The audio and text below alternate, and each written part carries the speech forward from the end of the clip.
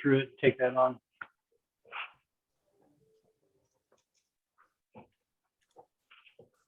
Did you get that, Jeff? I'm sorry. Yeah, I'm willing to take that on. Okay, great. Yeah.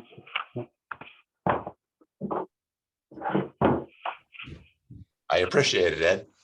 Absolutely. So we have 1 minute before game time.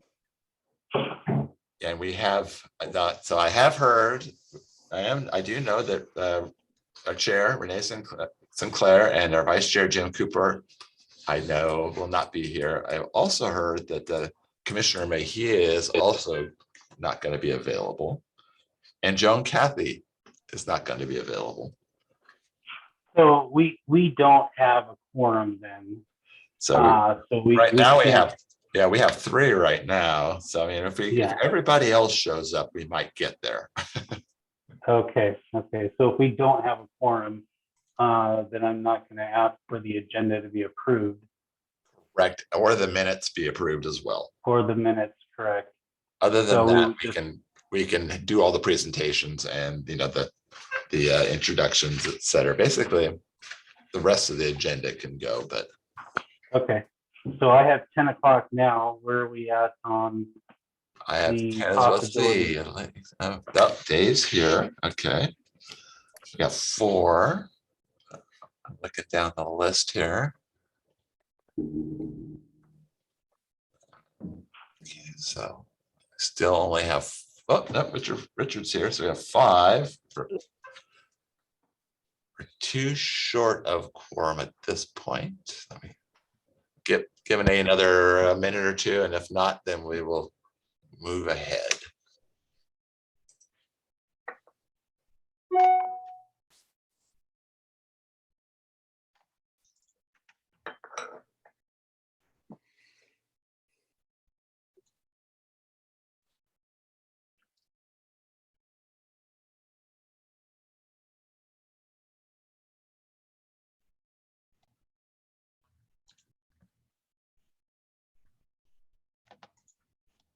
Yes.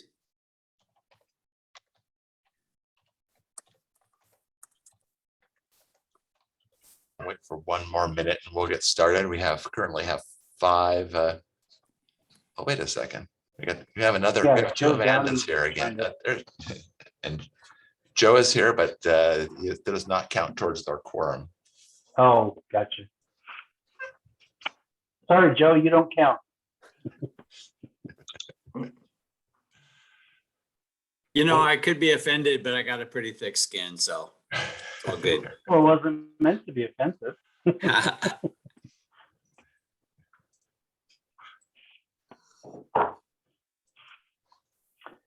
So I have 10:02, and it appears that we do not have a quorum. Is that correct? That is correct. We have 4 members that I have not heard from yet. But if they don't show up in a minute, then we'll just move ahead without a quorum. Okay. Well, I'm saying it's 10:02. We start the meeting at 10. So, you know what? If we get there, let's go ahead and start. So just so everybody knows, is our chair and vice chair, Renee Sinclair and Jim Cooper are away. So Ed Kunkel has volunteered to take the chairship today. So I appreciate that, and I'll let you go ahead. Okay, great. So since we don't have a quorum, I won't call for a motion to approve either today's agenda or the minutes. We will skip right into new business. And do you mind if I interrupt you, Ed? Sorry. Yes, please go ahead. So we probably should do an official roll call just to be official on it, and and then introduce anybody else before we go into those. Okay, so Renee Sinclair is absent. Jim Cooper is absent. Carolina Mejia, is she also absent? I just heard from her staff, her assistant, that she will be absent today. Okay. Do I have Joan Cathy, City of Tumwater? And she had told us she would not be here today. Okay. Do I have Joseph Richardson, City of Yelm? No? Okay. Elaine Clem, City of Tenino? Yes, I'm here. Thank you. Did I pronounce that correctly? You did. Okay, great. Steve Purcell, Town of Dakota? No on Steve. Greg Schuenbacher, District 1? He is here. I see him. Hey, sorry about that. I just Okay. hopped on. Sorry, I'm a little late. I'm sorry, I think I mispronounced your name. Schuenbacher, is that correct? Very close. Sean Bachler. Schoenbacher, thank you. Yep, that's And then great. I see Richard Moon, Yep, here. Dilroy Cox, I'm here. great. Chad Sutter. No Chad Sutter, okay. David Nightingale, I am here. Thank you very much. great. Olivia Caros, I'm here, thank you. thank you. And the last two are vacant spots. So it appears we do not have a quorum. I will not call for the motion to approve either the agenda or the minutes for today. How am I doing, Jeff? Can we move on to new business? Actually, typically we do introduction of others. So, Oh, okay. Okay, I'm gonna go down my list. So let's introduce county staff. First off, we have Kathy Clark. I'm going in order as I see them. Let's see. And actually, this is good. I want to introduce our newest employee here in the solid waste division. He's our senior program manager. I know I've spoken about we were recruiting for that. Dean Benning is there. Comes to us from North Carolina, Cary, North Carolina, but is a previous Northwesterner.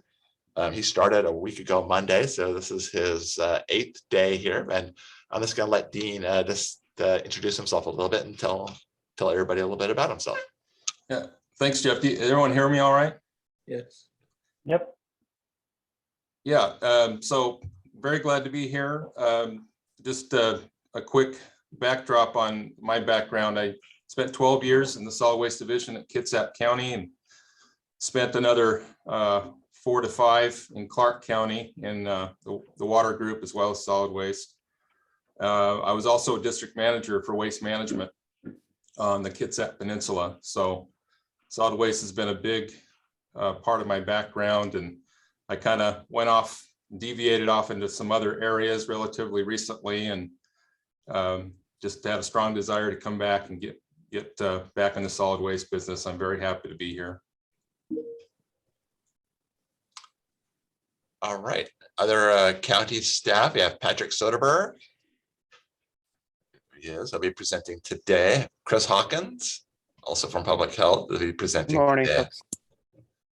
April Lee, additionally, will be presenting today. Looking down here, let's see. What am I missing? Jahan Gettenberger on our E&O staff. Rob Putner, also one of our E&O staff. Did I miss anybody else from the county?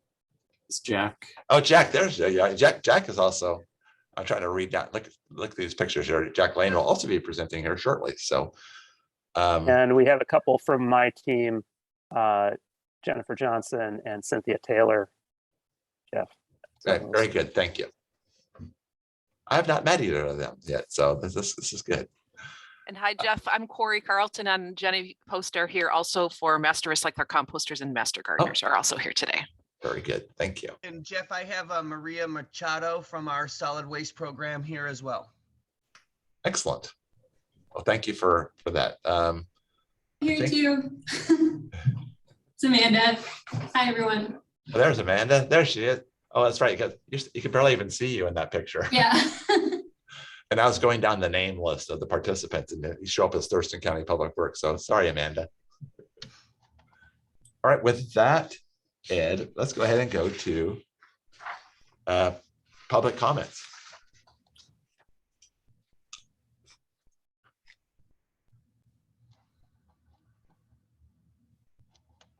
I don't show anyone here from the public. Do we outside of have our any usual- public comment? I don't see anyone that from the public here outside of our usual presenters and such. Okay. All right. If there are no public comments, we can move on to new business. Looks like top of the list is litter cleanup program. Presentation of Thurston County's litter cleanup program by Jack Lane. So I will give the floor to Jack Lane. Right. Let me share my screen here. Let's see.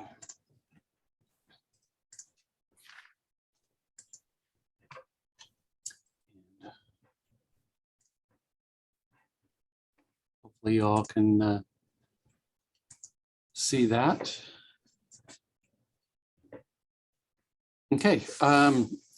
My name is Jack Lane. I'm with Thurston County Public Works, and I have been with Public Works since like December of 2008. So in different roles, and most recently I shouldn't say most recently, but I am the safety and operations manager, but at the same time I oversee the community litter cleanup program. So just an overview, the community litter program is a public works program which removes shoulder litter and illegal dump sites on county roads. And the program is partially funded by the state, and that changes by fiscal year. So the legislature votes in the amount, determines the amount of money. It has ranged between about 30% and 50% of about $30,000 to about $65,000, which pays for part of our litter crew supervisor's salary. So how much litter do we pick up? The program has been in place since 1990. And since then we have picked up about 4 million pounds of litter off of for roadside litter. Just this last year, 2021, our litter crew picked up 286,000 pounds of litter. And then just to compare to the ecology region, which is actually the program that helps fund us, they have other participants in the program. And so the Southwest region picked up about 1 million pounds, just over 1 million pounds of litter. If you could see, we're almost 30% of that the litter for the region. And then statewide for the CLCP program, there's about just over 3.5 million pounds.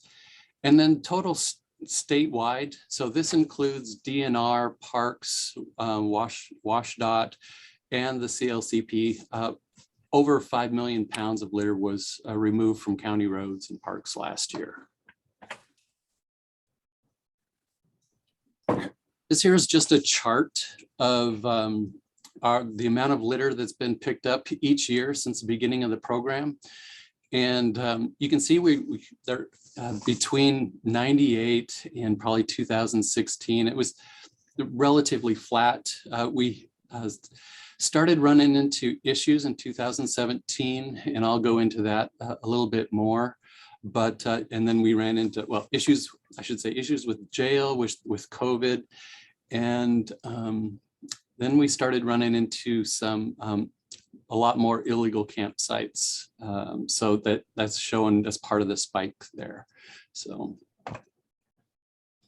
just a general history of the program. In 1990, the county commissioners started a pilot program through the Public Works Department to kind of coordinate some volunteers and clean up county roads. In 91, they finalized the program and determined that at that point, Public Works was Thurston County Roads and Transportation System. So solid waste was separate from Roads and Transportation at that time. In 97, State Department of Ecology started a litter grant funding program. And at that time, we started being able to get some state funding to supplement our program to help pay for part of our salaries, our one salary. I would say that part of this program also funds, I shouldn't say, also provides a truck, a 3-ton pickup or truck, flatbed truck, and a trailer. We also have a porta potty trailer that we take out on for long distance, like to clean up Bald Hills Road. So the evolution of the program way back in '90, and this is before my time, they had a supervisor and they were able to take out 10 in custody litter crew members, which are primarily male jail inmates. And they were also able to have a juvenile detention crews. We had a Morningside crew that would clean and pick up litter in the stormwater ponds, and volunteer groups. Volunteer groups have been fairly steady, about 10 individuals or group activities per year. So today, with the changes that have happened, I'd say we went from 10 inmates in about 2008. We went down, the jail reduced us down to about 5 inmates. In 2014, we went to 3 inmates. And then in 2016, mostly 17, we stopped getting inmates on a regular basis. The jail has changed their demographics and are primarily housing serious offenders now. And so we only take out minor offenders or low risk offenders. And so they just didn't have the inmates to send out with us anymore. So the work crews have been dropping off in the last few years. About that same time, we started working with the courts in the DUIs, the DUI courts, and we're hopeful that we could get some community service deferrals. That has not panned out as well as we thought. We were hoping to get a full crew of at least 5. But some of the laws, the marijuana has been, and the deferrals, the different types of deferrals and drug treatment programs have really limited our ability to get community service workers from those. The folks we usually get, maybe we could get 3-4 days a month from them. Are usually the repeat offenders that this is their last step before going to jail. So we do have our parks maintenance crews have started keeping track of the litter for us on their programs. And just so you know, we have 3 maintenance workers that maintain all the Thurston County owned parks in the county, so that they have a lot of work for them. And a new program that we have just set up, just signed the agreement, and we get our first crew on April 18th. And we're hoping to get a crew once a week until, through the summer at least, to help us is to get a State Department Corrections crew from Cedar Creek. And they usually consist of about 5 or 6 in custody inmates. So, and then, like I said, we had the 10 volunteer groups is running consistent. Our daily operations, our inmate supervisor, our litter crew supervisor comes in. We share a calendar with the court and checks to see if we have anybody added. We also check for the public submits litter requests either directly through Public Works. So we have a website, and then also through the 911 center can also relay litter complaints. They'll put those on the priority list. They'll go out, if they're picking up a crew, go to the jail, and that's where we pick up all the in custody and the DUI deferrals. Community Service Works. We'll go out and hit the dump sites first. And if time permits after that, we'll go set up a work site and clean shoulders. So like I mentioned before, we've been getting the DUI deferrals maybe 3 days a month. So our shoulder cleaning has really gone down from years past. But if you remember the numbers, last year we had a record amount of litter that was picked up, and that was primarily from illegal dump sites. And end of the day, if we have deferrals, we'll take them back to the jail. Our volunteer program consists of, we have just single individuals that pick up bags, and we provide safety vests and stuff. We also have do programs for groups that we provide traffic control signs, volunteer litter crew ahead. And they will go out. Just last week, there was a Nisqually River group that had about 75 people that went out and cleaned the Nisqually River from Yelm down to the Nisqually Reach. Week before that, we had the Summit Lake community, the homeowners community, and there's about 35, 40 people that clean that. And then, then we have like one volunteer that's down on Military Road off of 507, and he usually cleans the trail and areas of 507 down there. So what we typically provide is, one is they have to provide a release of liability, but we'll give a safety and orientation, vests, bags, first aid kits, some warning signs. We have some overhead flashers for vehicles, and then we provide disposal for those groups. Illegal dumping enforcement. Public Works does not have authority to enforce illegal dumping.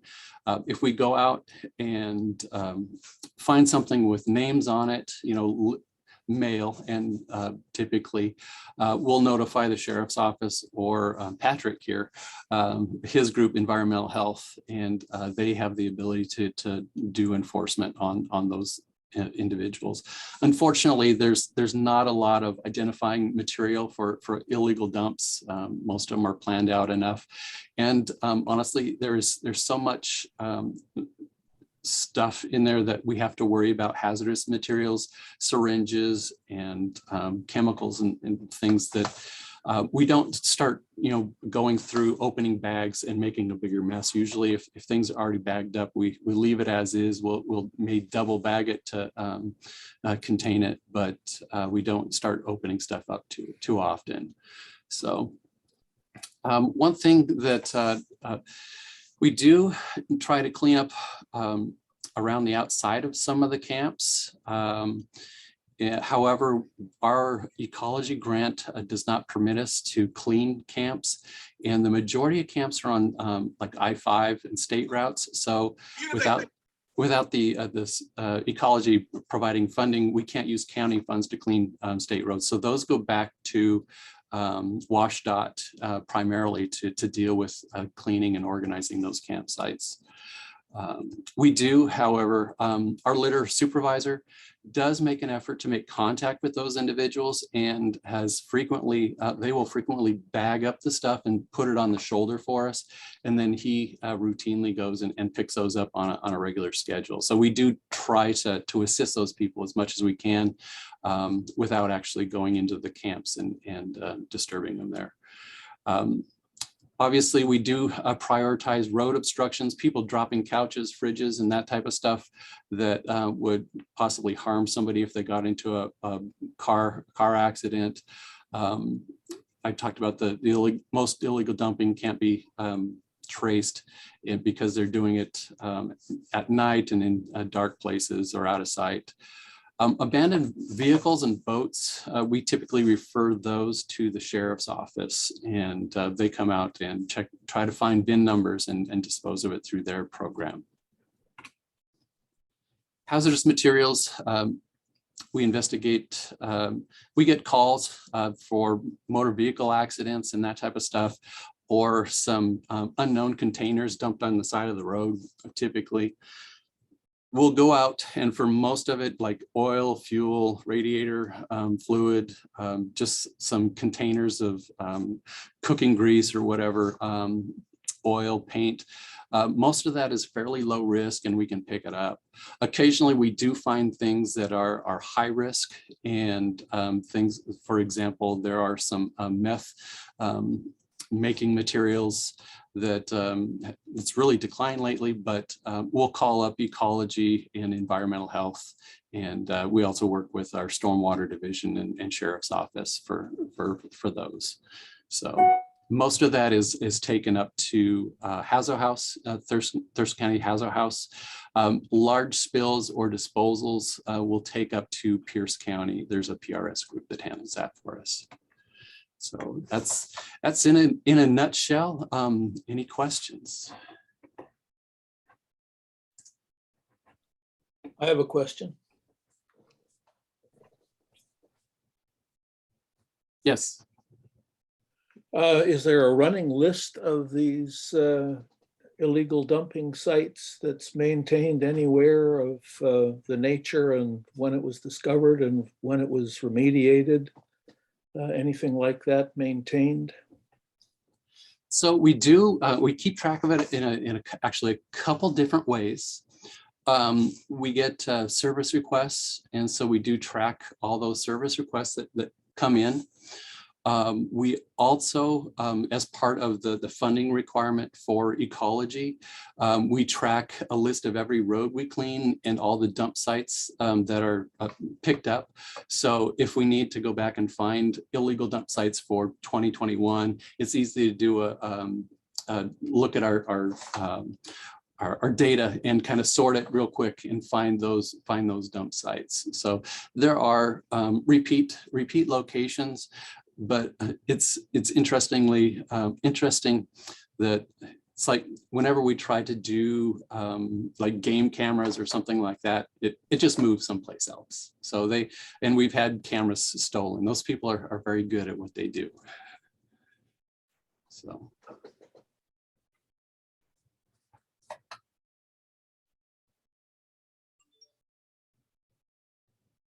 Any other questions? Thank you, Jack. Without any objection, we'll move on to our next agenda item, recycling and waste reduction program. April? Good morning, committee members.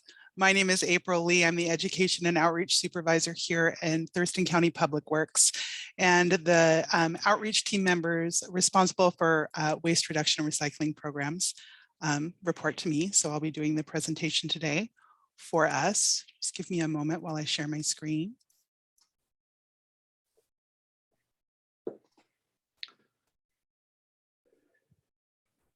All right. So in 2021, this was our first full year as a team. During that time, we were able to review and structure our team to be more effective and more easily accomplish the goals set out in the solid waste management plan for recycling and waste reduction. We now have a more formalized team with defined duties. With Rob's promotion and the addition of Jihan Grettenberger to our staff, we have leads for each individual program track and are in the process of hiring our final team member who will be responsible for program support and updating communication materials.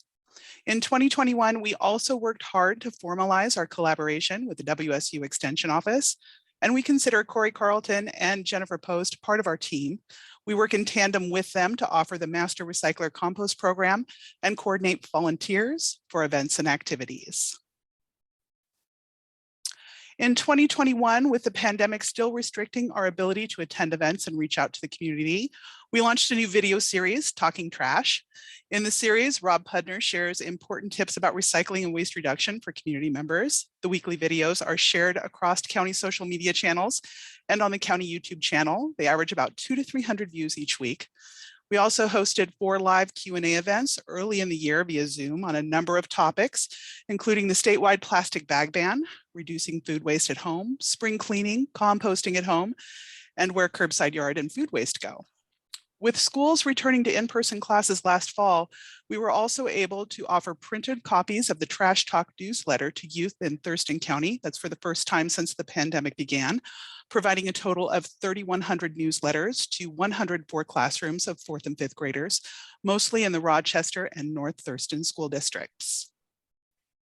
As part of our reestablishment of our in-house program, we created and launched a successful Recycle Right training course for all solid waste facility staff, including the creation of instructional videos. We were also successful in coordinating the county stakeholders with other jurisdictions on the annual tree cycle campaign and have set up uniform practices to more effectively track the number of pounds of holiday trees being recycled. In 2021, it was just over 3,500 trees recycled, totaling more than 143,000 pounds. In 2021, we worked with Corey Carlton and Jennifer Post to create a hybrid master recycler composting class, partially in person and partially online, and successfully graduated 11 community members from that program. Graduates go on to become advocates for recycling and composting in the community. They also have required volunteer hours to keep their certification and stay active in the program. In 2021, due to pandemic restrictions, many volunteers satisfied their service requirements through monthly virtual MRC cafes and community Q&As. Corey and Jennifer also hosted 14 continuing education opportunities for MRC and Master Gardener volunteers. They coordinated more than 1,000 MRC volunteer hours and provided 156 clinics, receiving a total of more than 9,000 inquiries from the public for waste reduction, recycling, composting, and gardening information. They also coordinated more than 11,000 hours of WSU Master Gardener volunteers and held 90 work parties to maintain the program's demo gardens, composting areas, plant nursery, and food bank garden operations. In 2021, one of the most significant accomplishments in resource development here was the successful launch of the updated Where Do I Take My online directory.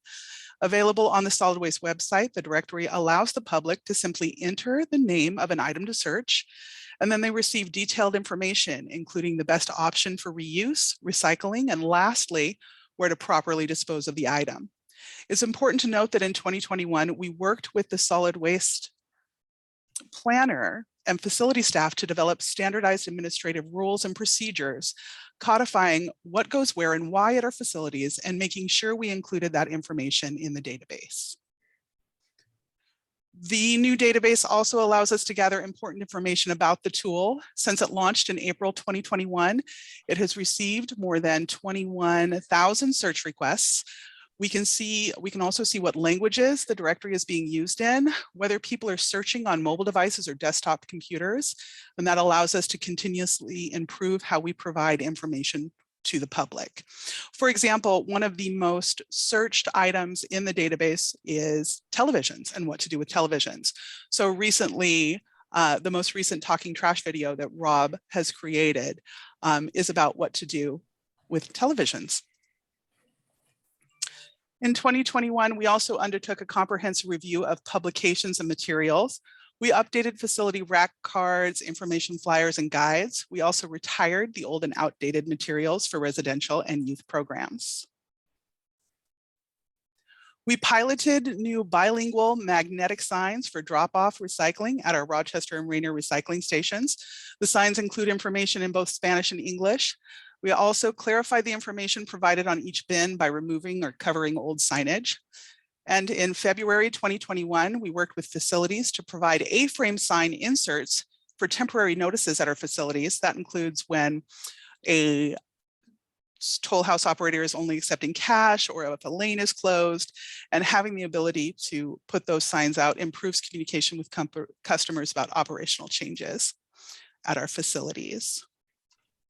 Finally, we worked with the County Communications Office to retire the old outdated solid waste YouTube channel, migrating our video offerings to the county platform, and worked with the solid waste planner to create a process for adding recorded SWAC meetings to the Thurston County YouTube channel, where this one will also be placed when it's completed. In 2022, we plan to build on our 2021 successes. With pandemic restrictions easing, we plan to attend more in-person events and have already planned to be at the Lacey Spring Fun Fair, the Thurston County Fair, the South Sound Barbecue in Yelm, and the Secondhand Safari. In addition to attending events, we also plan to update and promote event recycling and our Borrow a Bin program for events, including new signage and online signups, along with updating our business and industry publications. Next month, we also plan to send out the first all-county mailer in several years from this program. It's an updated magnetic recycle guide. We plan to send it to more than 105,000 residences. It's important to note that this mailer will be the first of its kind. It will be sent to both residential homes and apartment complexes in all areas of the county, excluding the city of Olympia. We are also one of 3 counties in the state participating in a Secure Your Load campaign this summer with the Department of Ecology. Thurston, along with King and Yakima counties, will be hosting cargo net giveaway events to promote secure load practices as part of a campaign in June with the goals of reducing roadside litter and preventing collisions. Our team will also be supporting HDR in the South County's transfer station outreach campaign to gather public input on garbage and recycling services in South County. And now that Jahan has joined our team, we also plan to relaunch business waste audits and customized waste reduction programs for businesses this year. We are also working on updating and promoting our R Patch program. It's a discovery-based learning tool for youth, and updating our wasteless resources for all program tracks. We plan to coordinate another class of master recycler composters this fall with Corey and Jennifer, and we hope to have the maximum number of trainees allowed under current COVID guidelines at that time. Corey and Jennifer are also right now in the middle of their spring WSU Master Gardener class. They have a total of 29 trainees in that program this year. Rob and Jahan will also be working with Corey and Jennifer more closely to offer volunteer opportunities to the current 240 active volunteers managed as part of that program. They will also continue to provide volunteer and continuing education opportunities to volunteers year-round through management of composting areas like the Closed Loop Park and other demonstration gardens in the community. One of our most significant goals this year is the launch of our updated website for recycling and waste reduction. We are coordinating our efforts so that the updated site will be live by the time households receive the new recycle guide. We're planning to do that later next month. We will also be working with county public information offices throughout the year to ensure we are prepared for the new county website scheduled to launch in 2023. We are continuing our support of facilities for signage and are working to revive the Hazo House Swap Shop program, where people can swap things like household cleaners or gardening products, reducing the amount of household hazardous waste needing disposal, and we'll be promoting Paint Care, a new program giving residents the alternative to throwing away latex paint.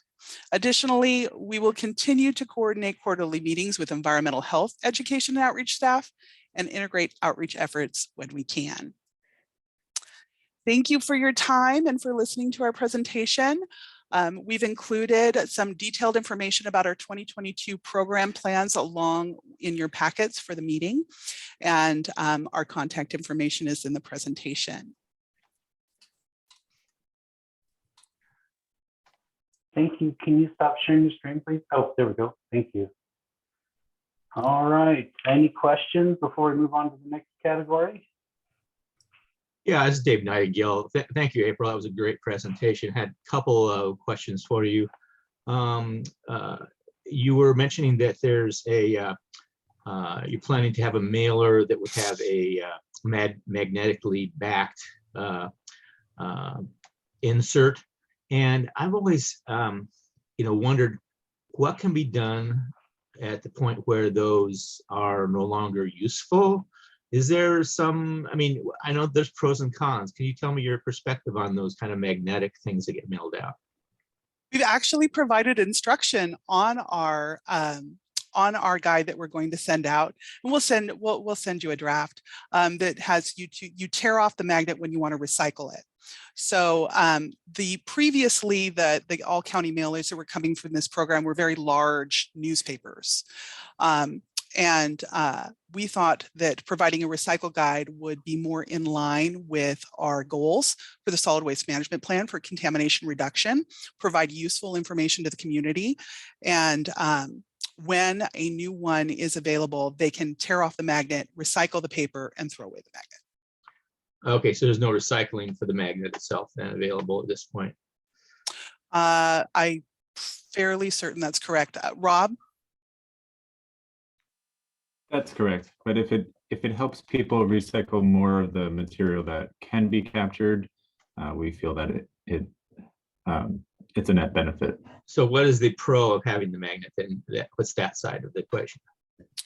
The magnet, so if the goal is for people to keep the mailer, to take it home from the office and actually put it somewhere where it's useful from the mailbox, there's a significantly higher rate for retention if it has a magnet on it than if it's just a postcard. Great.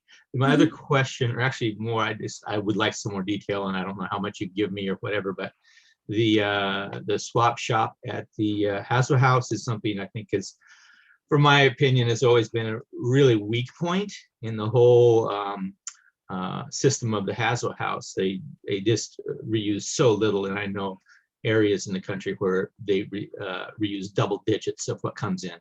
So what's your plan? How does that look? What are your goals? So we're just restarting the program and we're defining our policies and procedures right now. It is active, and Gerald Tousley, who's our facilities manager, is responsible for kind of putting together the details of that program on what you can and can't place there, how many pieces that you can swap out, how many you can take home per day. So those are being worked out right now. We're trying to figure out the right mix for this community. Okay, it varies across the nation. Great, thank you. And I'm happy to help if you want a second set of eyes or anything. Thank you. Hey, it's Greg Schoenbuckler. And you mentioned the most searched item was TVs, what to do with old TVs. And that kind of brings me back to, I always thought that was just e-waste. Is there something other than just typical e-waste? Is there a reuse program, kind of like with the hazardous materials type thing, where, I know a lot of people get rid of TVs that work well, they're just out of date because they change so fast, and I've gotten rid of a few that have worked well, and I've donated some and I've thrown away being e-waste.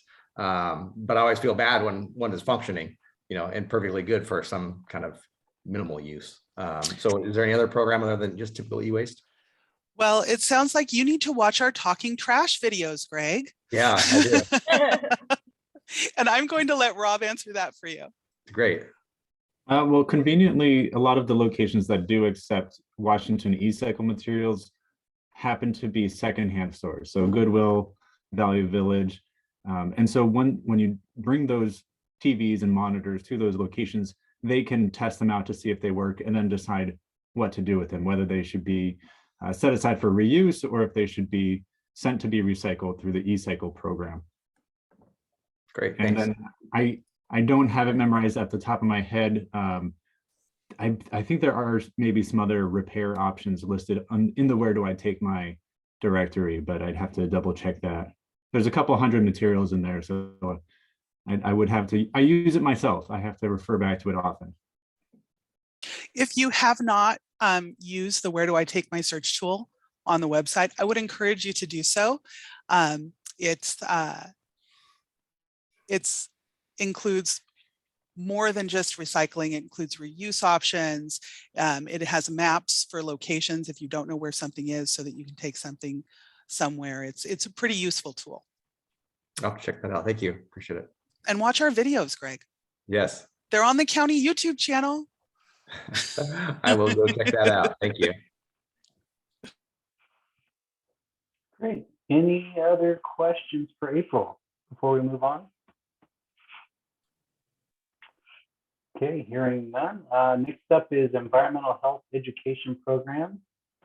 Chris Hawkins. Good morning, SWAC members. Chris Hawkins here, Program Manager with Thurston County Public Health and Social Services, and happy to be with you for this opportunity to give you a brief summary of our recent work and upcoming within the environmental health area of education and outreach. I'm a program manager over education and prevention, which includes more than just the environmental health education and outreach that we do, but that's what we'll be talking about today. And I will start with the slideshow in just a second here. Yeah, I can find my way there. And hopefully you can see that.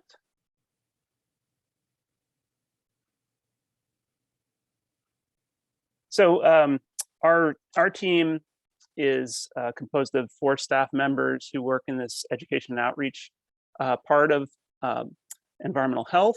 And we are responsible for implementing the household and public education parts of the Thurston County Hazardous Waste Management Plan. And you'll hear from a couple of those other team members who've joined us here today. Jennifer Johnson, who's an education outreach specialist too, and Cynthia Taylor, who is the education outreach program assistant with our team. Elisa Sparkman is our other staff member who coordinates Healthy Homes efforts, and she is not able to join us today because of urgent matters related to rent assistance that she also does as part of her job to communicate about that important area. So as I mentioned, we are focused on that household and public education part of the hazardous waste management plan. The goal there being to reduce the use of hazardous products and ensure hazardous products that cannot be reduced are properly used, stored, and disposed by our local residents.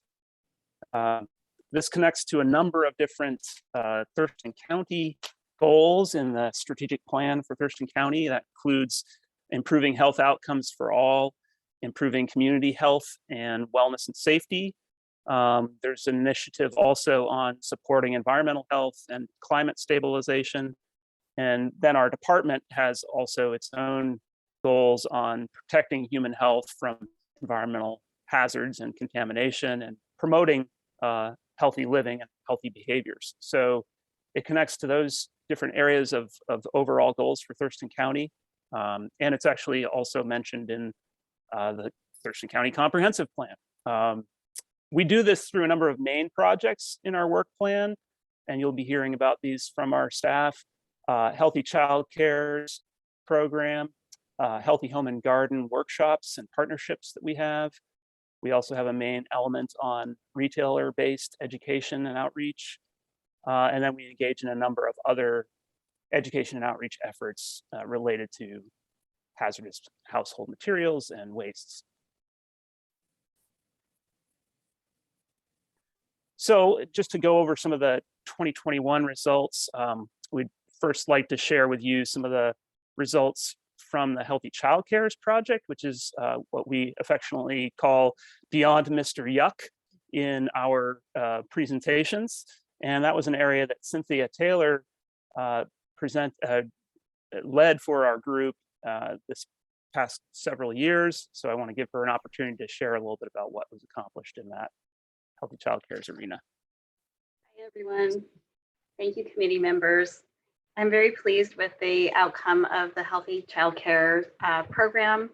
Although I was pulled away from my normal duties all of 2020 and 2021 because of the COVID-19 pandemic, we did have success reaching 15 centers to teach them about the proper use, storage, and disposal of hazardous materials, primarily bleach. The goal of the program was to teach people how to reduce the use of these products. And my big passion was to teach people how they don't even need to use bleach, because exposure to sodium hypochlorite, the main ingredient in bleach, can cause asthma. So to have the success of having 8 centers switch away from using bleach to a hydrogen peroxide based disinfectant was really exciting, because 6 million children nationwide have asthma, and it's a leading cause of absenteeism. So to reduce those exposures really help increase health equity in our community. So we, in the end, like I said, 8 centers made the switch, and we successfully reduced 272 pounds of bleach, and probably more considering that 8 of those centers we're planning to continue on using hydrogen peroxide-based disinfectant. Thank you. Thanks, Cynthia. Another major area of focus for us is the Healthy Home and Garden community workshops and partnerships. And I'm going to turn things over to Jennifer Johnson to talk a little bit about that. I should note that both the Child Cares Project and these workshops and partnerships are supported in large part by funding from Washington State Department of Ecology through their local solid waste financial assistance program. So with that, Jennifer, would you share a little bit about the community workshops? Of course, thank you. Hi, great to be here today. So we obviously had to make the switch from in-person workshops to virtual workshops, and we were able to do that pretty seamlessly, actually, gratefully, thankfully with the sort of technology that we're all using here today. We're able to engage 132 folks in our 2021 workshops. And we did have some really successful partnerships that allowed us to continue to deliver those online workshops. The Conservation District right away started with online workshops, and we were able to partner with them. So our workshops primarily engage people in healthy home and gardening practices. And this is how we reduce the public's exposure to household hazardous materials. We also focus a lot in these workshops on the proper storage of the household materials that they do have. And then of course, we're always talking about Hazo House as the final resting place for unwanted hazardous materials. We also started a partnership with some housing partners in our community. And this involved working with folks who were transitioning out of homelessness and into housing, sometimes for the first time in several years, by providing them with these green cleaning kits. And the green cleaning kits really contain everything that you would need to start on a green cleaning path, including some reminder materials like magnets, the green cleaning recipes, scrubbies. Yep, Chris is showing off our magnets and the green cleaning recipes. So all kinds of materials to provide the prompts for folks to continue utilizing those resources along the way. Great. Thanks, Jen. Jen also coordinates our retail store efforts with local garden centers, and as well as medicine take-back information that we distribute through those retail locations. And you have a handout in your packet that it shows you some of those different locations. Jen, you want to talk a little bit about the retail store project? Yes, so this effort has been involved for, the last 6 or 7 years, where we go into the garden centers in Thurston County. We pretty much get into just about all of them, including the box store garden centers, and we train the retail staff in the safer products that they already have on store shelves. And this is just an effort to help them answer the question for customers who are asking, is this product safe for my kids? Is it safe for my pets? And of course, we were unable to do that direct outreach in 2020 and 2021. And so we developed a video where we actually then were able to provide this video to the garden centers, and then they could use it in their staff training. And we did hear from a lot of folks that they were able to offer that in all store meetings and in various staff training situations. So we try to have the information for the store staff. And then of course, we also have the information for the customers that are coming in through our Common Sense Gardening and integrated pest management prescriptions. And those are racks that we have at all of the stores. And so part of our effort with training the retail staff is to also let them know and just remind them that we also have this information for their customers. So we kind of try to close that loop between the stores, recognizing that most people are asking the store staff for advice on what to use in their gardens. And so we try to help the store staff have the best information when they're answering those questions. Thanks, Jen. Yeah, I was also just going to mention, I'm seeing on the slide here that we also have a a healthy home and garden newsletter that we put out bi-monthly. And this is a very plain talked sort of information, just like it sounds like, on creating a healthy home and garden. We talk a lot about all of the things that I've been talking about here today in terms of reducing pesticide use, using slow release fertilizers. And then we also talk about things that we know lead to folks needing to use pesticides inside the home. So things like containing food waste, reducing clutter, and then basic cleaning measures so that there's not a mold issue for people in their homes. So encourage you, if you'd like to sign up for our newsletter, please do. Right now we've got, I think we're reaching up to almost 600 households per issue.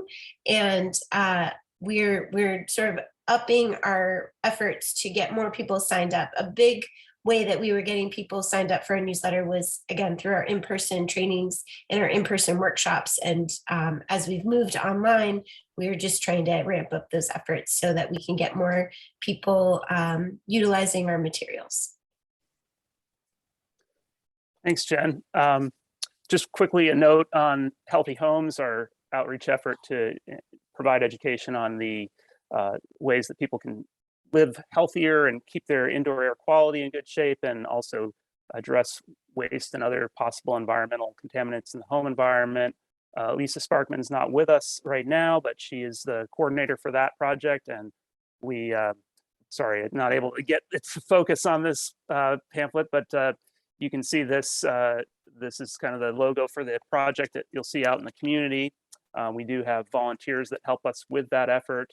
And frequently what we do is offer classes as well as technical assistance on that project as part of our ongoing information line that the public can call in and get information about household hazardous waste and other related topics about home hazards. So going into 2022, this thing to advance. We're looking at not especially a lot of new objectives. We're kind of building off of what we have been doing with this effort, continuing the childcare trainings, encouraging people to really utilize those lower hazard cleaning products for that indoor environment.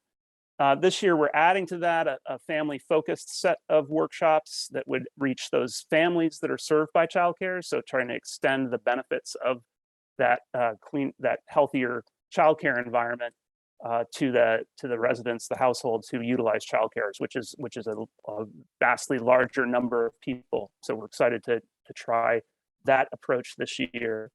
For the home and garden workshops, we're adding homeowner association workshops this summer. This is kind of another example of an adaptation. We are trying to do these workshops outdoors as much as possible in case there is some resurgence of COVID-19. We hope there's not, but this will be compatible with that and keeping people safe. So doing those homeowner workshops is a new element for this year. We will continue that housing partnership effort to reach families that are in transition to housing. And this is supported also by that local solid waste financial assistance from Department of Ecology. We'll be working on continuing the retail store project and that effort, both with the garden centers and on the subject of taking back your medications that are unwanted or unused, working with those pharmacies in our community to ensure that they are putting out information about the availability of the very much more convenient Dropbox system that is out there now in our community, that's expanded a lot in recent years due to the state product stewardship law on that. We'll be utilizing that new retail store staff training video to get out to reach more of the store staff with that information. And we'll also persist in our healthy homes efforts. We do have a new grant also from Department of Ecology that is aimed at reducing flame retardant exposures in the community. And we're distributing HEPA vacuums through that project. So we'll be reaching a number of people through that effort this coming year and evaluating the effectiveness of reducing those exposures to flame retardants through that. So this is our concluded workshop series that just happened this last month, where we had about 100 people participating in this series that is our Healthy Home and Gardens workshops. You can see the topics hopefully legible on the slide here. If you'd like to find out about upcoming workshops, we'll be posting those to that Healthy Homes web address that you can see at the bottom of the screen there. So we'll have another series of those and aim to really double that level of participation among residents later this year and through those homeowner association workshops. And as Jen mentioned, we do have this ongoing newsletter on Thurston Home and Garden. That is something that you can subscribe to by going to that Healthy Homes at co.thurston.wa.us email, sending a message there, or visiting that Healthy Home Environment webpage, which has links to all of the different projects that we work on in environmental health education and outreach. I did want to take a moment to acknowledge some of the partnerships. These are key for our work. We couldn't accomplish this without a lot of different connections in the community, working with stakeholders and partners, some of whom are in this room. Obviously, we collaborate, coordinate with Thurston County Public Works.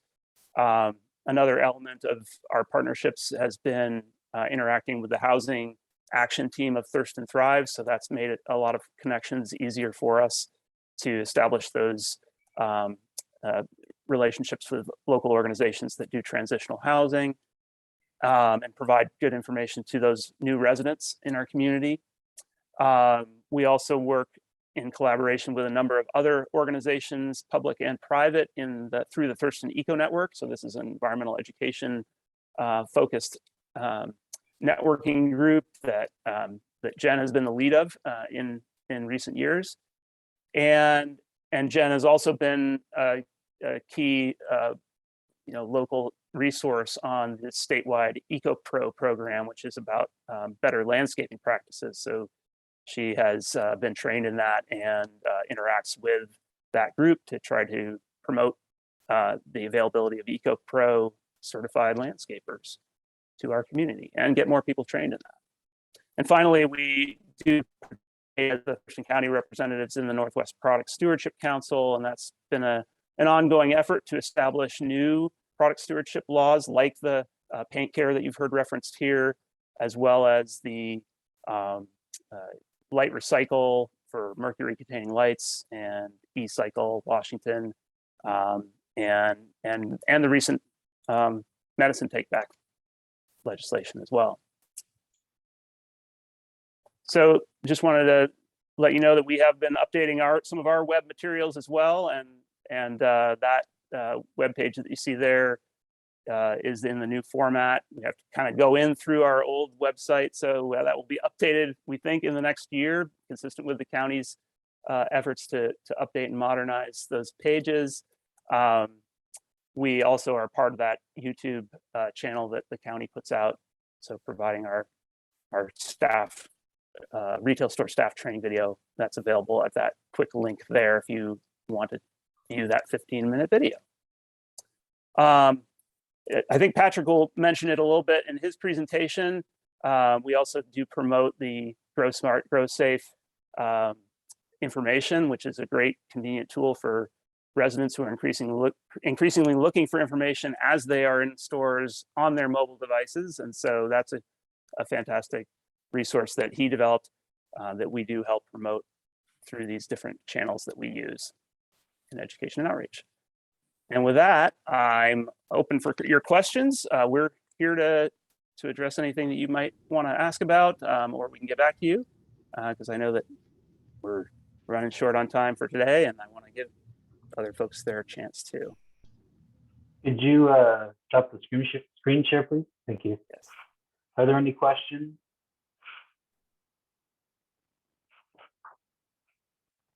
I am seeing no questions. Okay. Great, thank you. Thank you. And move on to solid and hazardous waste program. Patrick?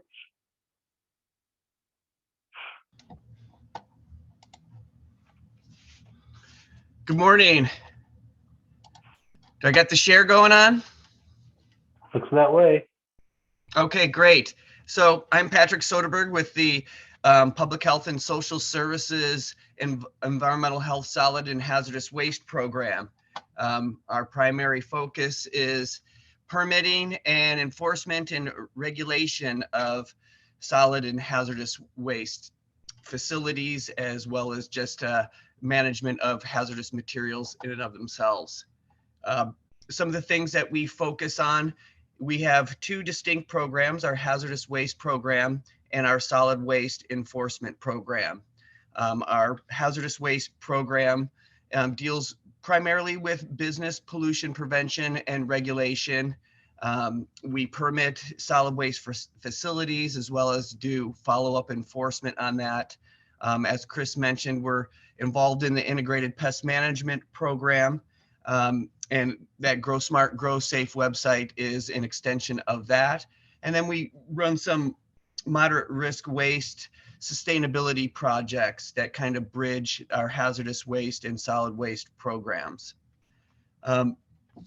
We permit 16 specific solid waste or moderate risk waste facilities. That's Hazo House, as well as the WARC and our transfer stations and a few other solid waste facilities.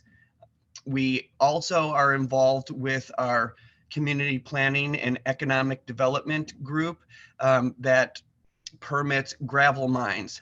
So we send out those permits each year, renew them, and then go out and inspect each gravel mine on an annual basis. And we have one very large compost facility that I think we know who runs that one, Greg, in South County. On our solid waste enforcement, each year we get approximately 150 different incoming complaints for solid waste. We really appreciate the relationship that we have with Jack Lane's group over in Public Works. There's a lot of waste that is litter as well as on bordering of properties, and a lot of waste that is on properties with violations tends to get moved into the rights of way. And like Jack said, a lot of the waste doesn't have information that we can tie back to an owner to make them responsible for it. So we really do appreciate all the work that Jack's litter crew does, and that we can call them up for assistance. Last year we got out to over 360 solid waste violations on private property. It is the property owner's responsibility for maintaining their properties with respect to managing any solid waste. So we work with the property owner to voluntarily remove any solid waste violations.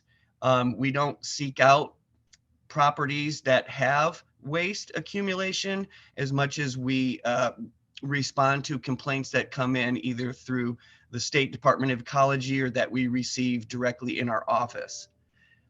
We managed to get over 1.1 million pounds of solid waste moved from properties with violations into the solid waste transfer station and disposed of properly. So that's approximately 10% more than last year. So we average about 1 million pounds per year moving off of private properties and getting it thrown away. We also deal with junk vehicles that are on private properties, and we have staff that are trained to run the affidavits and get the vehicles ready to be brought to a wrecking yard or delivered by a hull hauler to a scrapyard processor. One of the sustainability projects that we have is a used oil network that's around for people who do their own oil changes, and that way we try to make them convenient so that they can go and dump out their oil in a place that will get it re-refined. In our technical assistance program for dangerous waste and hazardous waste. What our goal is we work with the State Department of Ecology in their local source control program to identify businesses that use and store hazardous material, and then to look for opportunities to either do product substitution to lesser hazardous products, or to ensure that the way they're managing it is in compliance with the regulations. Excuse me. One of the big projects we did last year was we went to a high school and went through all of their chemicals and were able to separate them by hazard class so that they were able to take them to a moderate risk waste facility and dispose of them as they transitioned from hazardous material chemistry classes to all non-hazardous chemical classes. So that's a really great thing for these school districts to move into. And the cost of just the characterization and disposal is tremendous. So it's great that our program is able to go out there and at least help them with the characterization and storage of it so that they can manage it on their own for a lot less money. One of the program's benefits that we have with the Department of Ecology is this product substitution and rebate program. So they have vouchers that if a business wants to substitute a dangerous chemical with a lesser toxic chemical, we're able to work with them to get a voucher to make it a little bit cheaper for them to make that transition. They had a huge effort to go and make perchloroethylene dry cleaning equipment changed out for wet cleaning.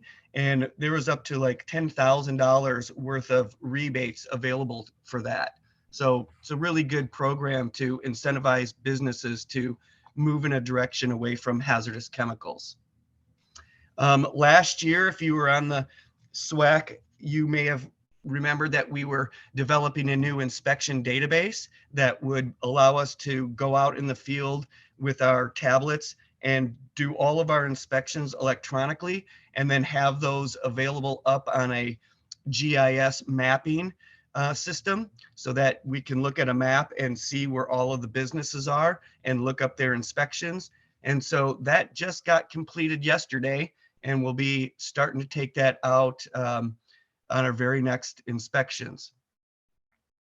For our integrated pest management program, what the Environmental Health Division does is we review chemicals for their toxicity and environmental fate so that the county can choose lesser toxic pesticides and herbicides for their vegetation and pest control activities. So all of these reviews gets put onto Thurston County's integrated pest management website, and all the reviews are available. And then those reviews help our departments choose lesser toxic options for pest control. And then we create fact sheets. Our noxious weed control program has a wonderful set of fact sheets that are specific to noxious weeds. And within them, they say which insect or which herbicide is the most effective for that specific noxious weed. And that would be the least toxic one that is effective for managing that specific noxious weed. Grow Smart, Grow Safe is a website that Chris's group advertises for, and that's developed within Thurston County. It was done initially through King County and Oregon's Portland Metro, and Thurston County was involved in it way back in the late 90s, early 2000. And we took it over about 5 years ago. And what this does is takes all of those environmental health pesticide reviews and combines them with the products that are registered for use in Washington State. So we work with the Washington State Department of Agriculture as well as Washington State University to get access to the entire database of pesticide products registered for use in Washington State, and then combine our review system to those products. And then they're sorted by from least hazardous to most hazardous products. So if you're looking for a pesticide product, you can go here, sort it by what type of product you need, and then it will tell you which ones are effective for that particular or registered for use for that pest problem. And here's how you contact our staff if you have any questions about anything that we talked about today.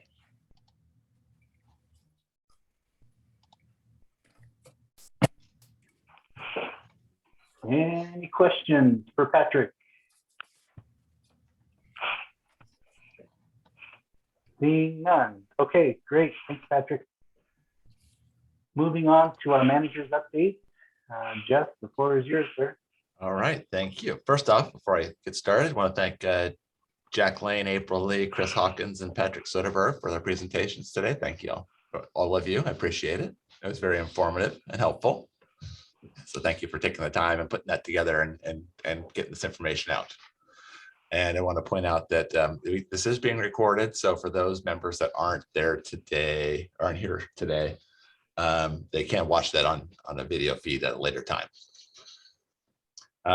Along that line, before I get into my general manager's updates, I do want to point out that we are now offering an in-person option. We've been obviously for the last couple of years been Zoom oriented. That being said, this last legislative session, House Bill 1329, which had to do with the Open Public Meetings Act. Basically, we now, if at all possible, we have to provide that public option. So there was a public option today here in a conference room here at Tilly, and for meetings from here forward, there again will be an in-person option available here at Tilly. It'll be in the next month. It'll be in the Rainier Room, conference room, which is in the main building C, just inside the main door. So if anybody has the interest or desire to visit in person, that is available. So anyway, just wanted to make sure everybody is aware of that. I don't believe we had anybody show up in person today. Kathy's nodding her head. The conference room today is right next to her office, so obviously that we did not. So anyway, just wanted to point that out and just let everybody know that that is an option. So other updates I have, probably the biggest one and most exciting one for at least us here anyway, was on April 5th, the Board of County Commissioners at their regular meeting passed a resolution. We grant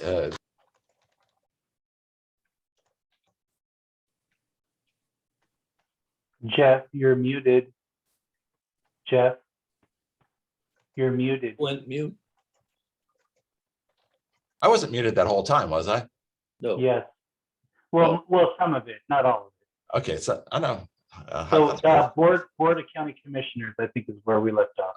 Oh, wow. I wonder how that happened. I didn't even touch my mouse. That's really weird. Okay, it's just my computer's deciding to think on its own. Okay, yes. So on April 5th, the Board of County Commissioners approved a resolution directing the county manager to sign the agreement with Republic Services for operations, maintenance, transport, and disposal of solid waste that we've been working on ever since for years, actually.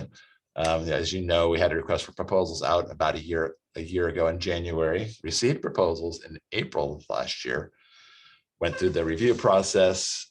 We started working on a negotiating agreement back in July of last year, came up with an agreement or had a draft agreement in December, held multiple executive sessions with the Board of County Commissioners to answer their questions, and then had a public hearing on March 22nd, where actually 10 individuals came and gave oral testimony, and we had 4 items of written testimony. All of them were actually in favor of moving forward with this draft contract. So as I mentioned, on April 5th, the board approved going ahead and having that signed by the county manager. So anyway, so now the next step in that process is Republic Services will be in the interim period. They have a number of items that they need to complete. For example, generating their operations plan, their health and safety plans, staffing plans, and several other items that they will have to prepare and submit to us here in the next handful of months for our review and approval. So during this transition and basically on May 1st of 2023, that contract will begin. So anyway, it was multi-year process getting there, but we're quite excited to have it. So that phase of it wrapping up. So I don't know if anybody has any questions related to that. Okay, next up is I think I mentioned that we were looking at having textile recycling, or basically we're renewing our textile recycling contract and program. Previously, a company called US Again was accepting textiles, which is clothing, shoes, linens, blankets, like that for reuse and recycling. They had 5 bins located out at the work in the recycling area. They had that contract for, I believe, about 6 years. It was coming due in the end of March of this year. So back in January, we put out a request for proposals. We had 2 respondents, that company, US Again, and then the Arc of the Peninsula, which is a 501c3 nonprofit located in Bremerton. They were the higher scoring proposer based upon the criteria that we had published. So we'll move forward. The contract was signed, and they are now, the other company has removed their bins as of the end of their contract. This company has now placed their bins at the work. But in addition, we now also have that program existing at both Rainier and Rochester sites. So, so it's a little additional service in South County for that for the textile recycling. So I'm excited about that. And basically, the materials that are collected, they are either if they're of high quality, they are resold to thrift stores. Otherwise, they're donated, and for the stuff that's really has not much useful life, majority of that goes like into the rag trade, basically stuff that's really they're so stained or so nasty or torn up or whatever. So we're excited about being able to expand those services to our South County sites as well. Any questions related to that? Okay. Next one up I have is good news. I know we've revisited this multiple times over the last 6 months. The bylaws that you all that we amended and you guys reviewed and commented and passed a couple times onward to the board at the April 12th meeting. So that was actually yesterday. That's right. Yesterday, the Board of County Commissioners approved the draft bylaws that you forwarded to them. So they are now official. So we will be sending everybody out the new and improved finalized version of the bylaws for your reference. So anyway, I just want to let you know that that is now complete. Any questions related to that? All right, you guys are easy today. I know it's because we have 8 minutes left and you're hoping I finish on time. I know what you're thinking. My last item actually it has to do with paint care. And I know it was mentioned, I think April mentioned it. So that contract took a long time to finally get through, but it has been completed. This, as you know, it's an extended producer responsibility, kind of the outcome of a law related to that, particularly for paint reuse and recycling. So contract has been signed. We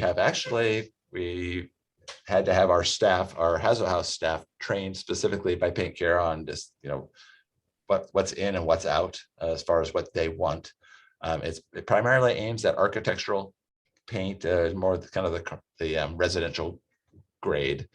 And it's for like household type paint. It does not accept things such as, road striping paint or or industrial type paints. It's just basically your standard architectural paint, both latex and oil-based. As you know, in the past, we've on latex paint, our guidance for basically for a very long time has been remove the lid, put kitty litter in it, solidify it, throw it away in your garbage. So our messaging is going to be changing shortly. We will be definitely I know our education outreach team is going to be putting a substantive effort out on re-educating people on, while they've always brought oil-based to us, but re-educating them on the right things now to do with latex paint. So we do expect to see a substantive increase in volume at Hazel House. So we're expecting that.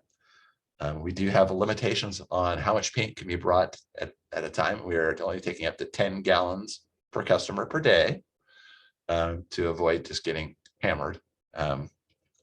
One thing to note is that anybody or business that has over 100 gallons of paint can call Paint Care directly, and they will actually service them directly. So that, in particular, that's going to be helpful for painting contractors or others who have large quantities. So that way, one, they don't have to come to us. It's now it's at Hazel House. We're open 7 days a week, 8 to 4:45. Only closed 4 days a week, so it's readily available. And the way it works is that when they bring that material in, Paint Care provides specific totes, for both the oil-based and latex. We just put it in those totes, and they come and pick it up, and it's at no cost to the county. Versus, previous to that, we were anything that came in as we had to pay for a moderate risk waste hauler to take it away. So it's actually going to end up reducing our costs from not having to pay for the paint that we do get to be managed. So it's definitely a win-win. And so the paint that's collected, the usable material on the latex side that's usable will be reblended and reused. I believe most of the oil base that's being collected is going for energy recovery. So at least which is what happens to it now, but it's just now not on our dime. So I don't know. Anybody have any questions related to that?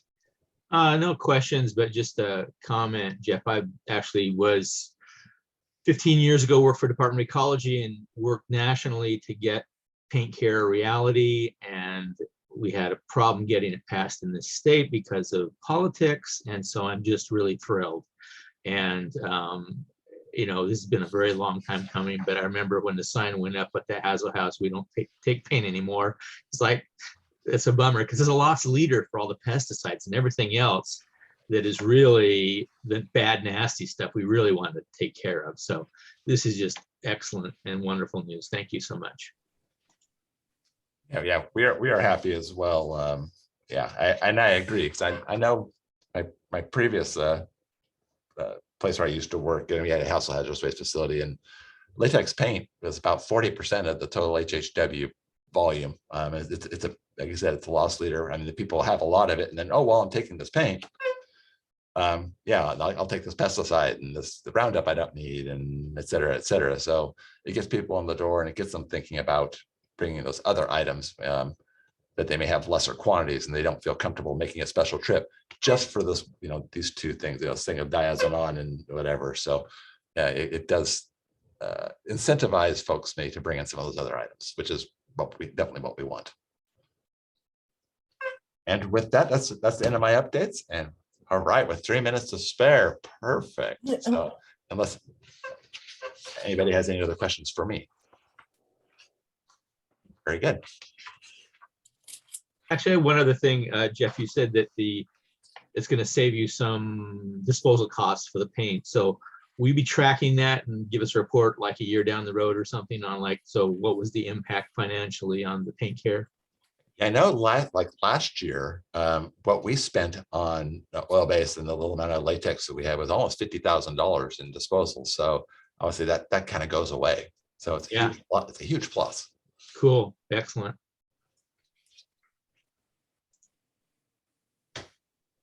Great. So that's all I see on the agenda. I appreciate the folks that actually showed up today. Hopefully next time around we'll have a quorum. But if there's anything else nothing else for the good of the order, let's go ahead and adjourn the meeting. And thank you all for being here today. Thanks for all the presentations and all the information. Thanks, Have a Ed. wonderful day. Thanks, everybody. Bye. Everyone, thank you Bye. very much. Thanks, everyone.